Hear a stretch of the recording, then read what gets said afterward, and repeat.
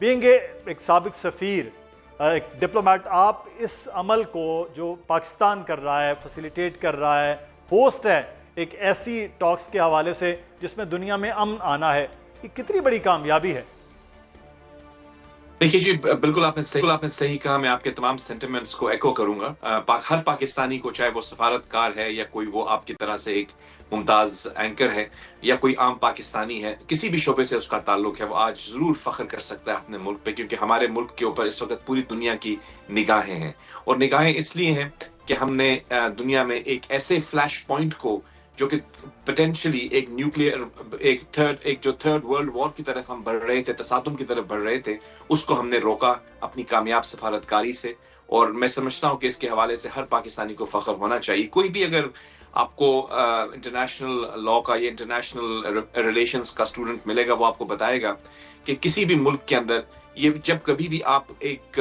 Confrontation کو dialogue میں تبدیل کر لیتے ہیں تو یہ آپ کی بہت بڑی کامیابی ہوتی ہے. پاکستان کے حوالے سے ہم دیکھتے ہیں کہ ہمیشہ منفی جو ہے ہمارے کچھ ایسے دشمنان ہیں جو کہ پاکستان کو ایک منفی تاثر میں بین الاقوامی طور پر اجاگر کرنے کی ناکام کوششیں کرتے رہتے ہیں. ان سب کے منہ پر بھی ایک تماچا ہے. پاکستان نے اپنی سفارتکاری کے ذریعے نہ صرف اپنے ملک کے اندر جو ہمارے نیشنل انٹرسٹ کو پروٹیکٹ کیا ہے، بلکہ گلوبل پلیٹ فارم پہ پاکستان ایک ایسے دو حریفوں کو یکجا کرنے کی کوشش کر رہا ہے جو کہ کچھ دن پہلے تک ایک سیولائزیشن کو ختم کر دینے کی بات کر رہے تھے. تو پاکستان اس حوالے سے تو یقیناً جو ہے وہ ایک اہم پیڈسٹل پہ ہے ڈپلومیٹکلی بھی. اور ہم دیکھ رہے ہیں کہ پاکستان کو چاہیے کہ اس ڈپلومیٹک کیپٹل کو کس طرح سے پازیٹیولی وہ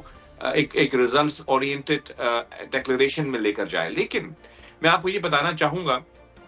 کہ اگر آپ اس چیز کو یوں دیکھیں کہ یہ سفارتکاری تو ہے ہی، لیکن ہم نے اپنے آپ کو نہ صرف اس انٹرنیشنل فریم ورک میں ریلیونٹ بنایا ہے، بلکہ ایک سولوشن جو ملک کے دنیا میں ایک پرابلمز تھے ان کو سالو کرنے والے سے اپنا جو لوہا ہے وہ منوایا ہے. تو میں سمجھتا ہوں یہ ایک اہم ترین سنگ میل ہے ہماری سفارتی زندگی میں. اور ہم دیکھ رہے ہیں کہ اس حوالے سے جو بھی ڈسکشنز اور ڈائلاگز ہو رہے ہیں، پاکستان اس کو میڈیٹ بھی کر رہا ہے. اور اس کے ساتھ ساتھ آپ جانتے ہیں کہ ہمارے تعلقات جو ہیں وہ نہ صرف امریکہ کے ساتھ بہت بہتر ہوئے ہیں پہلے سے، بلکہ ہم خلیجی ریاستوں میں، عرب ممالک میں، ایران کے ساتھ، چائنا کے ساتھ ہمارے جو پولیٹیکل اور ڈپلومیٹک ایک ہماری گڈ ول تھی اس کو ہم نے پازیٹیولی یوٹیلائز کیا ہے. اور میں سمجھتا ہوں کہ اس کی ایک بہت بڑی وجہ مدثر بھائی یہ ہے کہ ہماری جو سول اور عسکری قیادت ہے یہ ایک پیج پہ ہے. یعنی ہمارے پرائم منسٹر ہوں یا ہمارے فورن منسٹر ہوں یا ہماری سول بیوروکریسی ہو جو فورن آفس کا پورا عملہ ہوتا ہے، یا پھر ہماری ملٹری لیڈرشپ ہو، ان کو بھی ہم ایک ملٹری ڈپلومیٹ کہہ سکتے ہیں. فیلڈ مارشل عاصم منیر صاحب کو جو ان کا لنچ ہوا پریزیڈنٹ ٹرمپ سے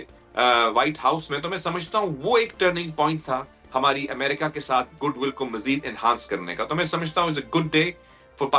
پاکستانی ڈپلومیسی. اور دنیا بھر کی نظریں اس وقت پاکستان کے اوپر ہیں. اور I'm sure کہ آپ ہمیں بتائیں گے کہ وہاں پہ بالکل. اس میں ایک چیز جو ہے وہ آپ سے یہاں جاننا چاہوں گا بڑا ضروری، وہ یہ ہے کہ ہم آج ڈسکشن یہ ہو رہی تھی وہاں پہ جو بہت سے جرنلسٹ موجود تھے کہ پاکستان نے 9-10 مئی کو ایک بڑی کامیابی لاسٹ ایئر وہ لی کہ جنگ کے میدان میں. اور اس کے بعد ہم نے یہ دیکھا کہ بہت سے ممالک پاکستان کے وہ جنگی ہتھیاروں کی وہ تھی کہ وہ خرید میں بڑا مصروف تھے.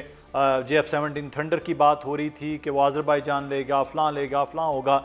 اب اس سے ہٹ کے اب امن کی، پیس کی ایک ہے، اس میں بھی پاکستان بڑا زبردست کامیاب ہوا ہے اور وہ آج کا دن ہے.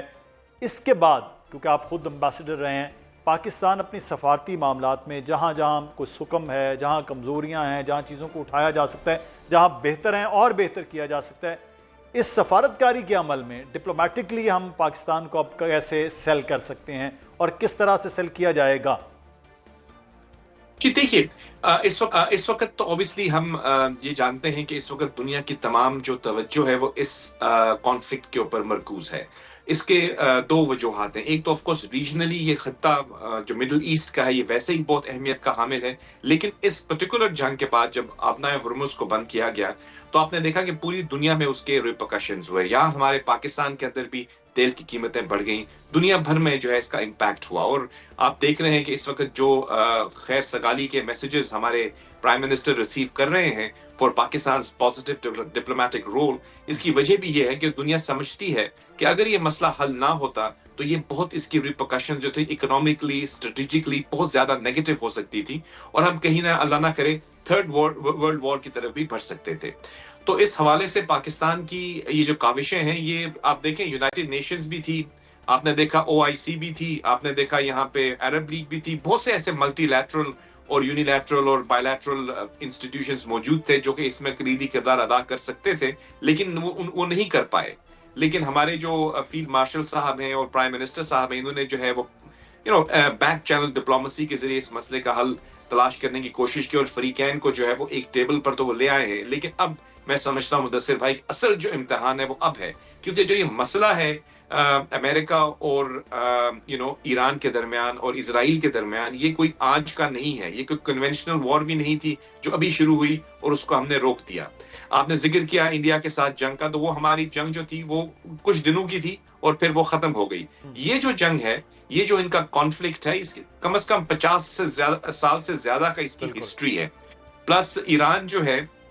اس کے حوالے سے بھی کچھ تحفظات ہیں. ہم جانتے ہیں کہ آف کورس اسرائیل کا وہاں پہ جو حملہ ہوا اس پہ تو بہت سوالیہ نشان انٹرنیشنل لا اس کی اجازت نہیں دیتا، لیکن اس کے رسپانس میں جو ریٹیلیٹری سٹرائکس جو ہیں ایران نے عرب ممالک پہ کر دی، تو وہ بھی بہت اس نے ایک نیا پٹارا کھول دیا، اور بہت ساری انسرٹنٹی جو ہے وہ عرب دنیا میں گلف سٹیٹس میں جو ہے وہ پیدا ہوئی کہ ایران جو ہے وہ ہم پر ہاسٹیلٹی کے ساتھ اٹیک کر رہا ہے. اور اس نے نہ صرف، آپ جانتے ہیں کہ جو گلف کی ریاستیں ہیں یہ بیسکلی نان کانفرنٹیشنل پالیسی پہ یقین رکھتی ہیں. ان کے ہاں کوئی offensive ڈیزائنز نہیں ہیں. ہاں اگر انہوں نے کوئی ڈیفنس پیکٹ کیے ہوئے ہیں یا ان کے کوئی وہاں پہ امریکہ کے ساتھ انڈرسٹینڈنگ ہے، تو وہ سوورن ملک ہیں، ان کو پورا حق ہے اس کو کرنے کا، اور وہ صرف ڈیفینسو پوسچر کے لیے ہیں، ان کے کوئی offensive ڈیزائنز نہیں ہیں. اور کیونکہ وہ ان کا فوکس اکنامک ڈیولپمنٹ کی طرف ہے. تو اس حوالے سے اگر یہ جو معاملات آگے بڑھتے ہیں تو پھر اس میں ایران کو بھی ایشورنسز چاہیے ہوں گی کہ ان پر دوبارہ ایسا حملہ نہ ہو، اور گلف ممالک کو بھی اس حوالے سے ایشورنسز چاہیے ہوں گی تاکہ دیر پا امن جو ہے وہ قائم کیا جا سکے. یہ ایک بڑا پوائنٹ ہے آپ کا بھی. بہت زیادہ وقت جو ہے وہ گلف کنٹریز میں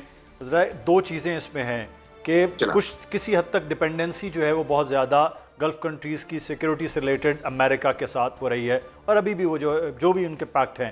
کیا اگلے آنے والے وقت میں یہ چیزیں آپ کم ہوں گی اسی طرح سے؟ کیونکہ ڈپینڈنسی جو تھی ایک طرح سے لفظ زیادہ سخت لفظ نہ ہو کہ آؤٹ سورس ایک سیکیورٹی جو ہے وہ تھی، تو وہ آپ سمجھتے ہیں کہ اس پہ بھی کچھ بدلاؤ آئے گا، اس خطے کا نیا کوئی آرڈر ترتیب ہوگا اس سارے عمل کے بعد، یا جیسے چل رہا تھا واپس اپنی اپنی جگہوں پر سب لوگ اپنا دوبارہ سے وہ کہہ رہے ہیں ہنسی خوشی رہنے لگ جائیں؟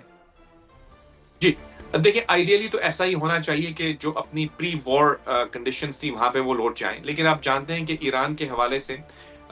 ہو سکتا ہے کہ اوبیسلی آپ جانتے ہیں بخوبی اس چیز کے بارے میں کہ ایران کے پاس بھی میں سمجھتا ہوں کہ یہ جو ڈائلاگ ہو رہا ہے یہ ایک اپرچونٹی فراہم کرتا ہے